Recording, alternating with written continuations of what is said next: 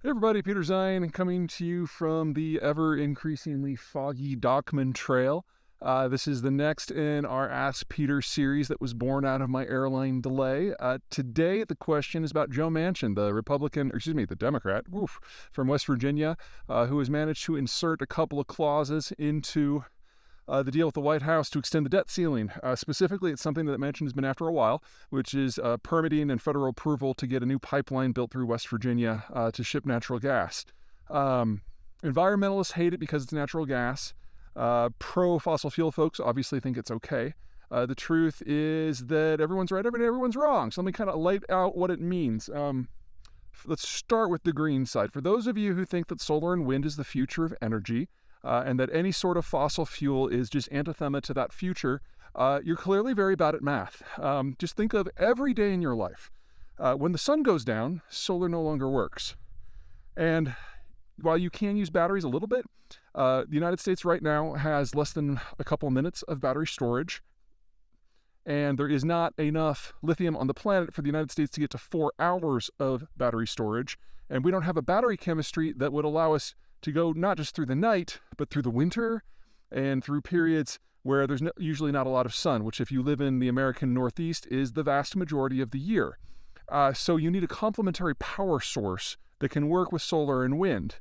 And the best way to do that is with natural gas. You basically use solar when it's available, and you have a combined cycle natural gas that can plant that can spin up in 10 to 15 minutes whenever it gets cloudy or whenever the sun goes down, every day.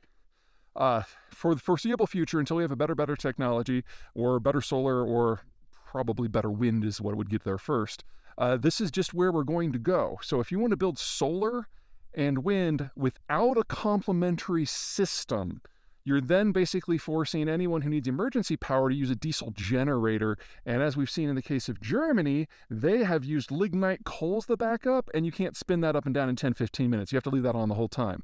So despite $2 trillion in green tech build-out, Germany's carbon emissions have actually gone up. So, there's a problem. Now, for those of you on the fossil fuel side who say that intermittency of solar and wind means that it's not a viable power source and it can only exist with subsidies, you're not very good with math either. Solar and wind in the right geographies are now the cheapest way of generating power on an hour-by-hour basis. Now, hour-by-hour being the key word there. There's something that some folks like to use called the levelized cost of operation, meaning that you average the costs out over the 24-hour day, 365-day a year period.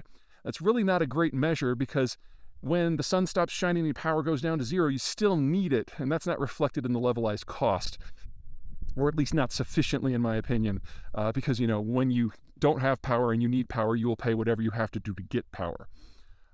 There are parts of the country that can do more of one or the other. So if you're in the American Northeast, which is neither sunny nor windy, fossil fuels are going to be a much bigger part of your power mix going forward than it can be in the rest of the world. However, if you're in the Southwest, you're in a place that has great sun, and if you're where the Southwest overlaps with the Great Plains, you've got great sun and wind. And that means ultimately we need more and more and more things like what Manchin is after. Keep in mind, the pipeline he was so much in love with, the way he wants to get this done is not just a one-off approval for a pipeline across a state line. He wants that for all energy infrastructure. And obviously the green zealots think this only means pipes, but it also means power lines. Because if we're going to move to a cleaner, greener future, we have to be able to move electrons from where they can be generated with solar and wind to where we actually live. And since the single largest concentration of population is on the American Northeast coast, and that's where none of the green power comes from, we're ultimately going to have to run this in by wire from other places. So we need more and more transmission, more than we need something like batteries right now, or at least with today's technology. So the future of American electricity isn't green, but it's also not fossil fuels. It's both. I'm okay with that.